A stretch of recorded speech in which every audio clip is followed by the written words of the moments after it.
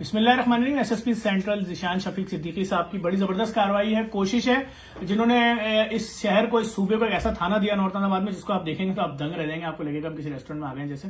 ان کی بڑی اچھی کوشش ہے کہ نیو ایئر کے اوپر جو ہوائی فائرنگ ہوتی ہے اس کے نتیجے میں جو لوگ زخمی ہوتے ہیں, جو اموات ہوتی ہے, یقین جانے ہم ساری رات اسپتالوں میں ہوتے ہیں جن کی ایمبولینس سروسز ہم جانتے ہیں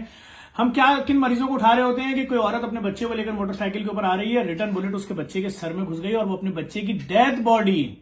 لے کر دوڑ رہی ہے اسپتالوں میں کہ خدا کے واسطے میرے بچے کو بچا لو, میں تو کسی کی سالگرہ میں جا رہی تھی, کسی کے عقیقے میں آ رہی تھی, کسی کے گھر میں تقریب تھی نیو ایئر کی.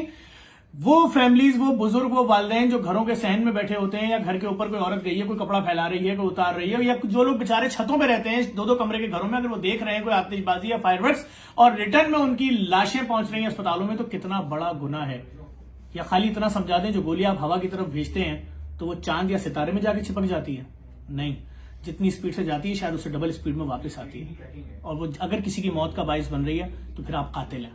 ذیشان شفیق صدیقی صاحب نے 100% اعلان کیا ہے کہ نشاندہی کریں ان لوگوں کی جو اس طرح سے فائرنگ کر رہے ہیں, اور اگر کسی کی اموات ہوگی تو ان لوگوں کے خلاف قتل کی دفعات کے تحت پرچے کٹیں گے. خدا را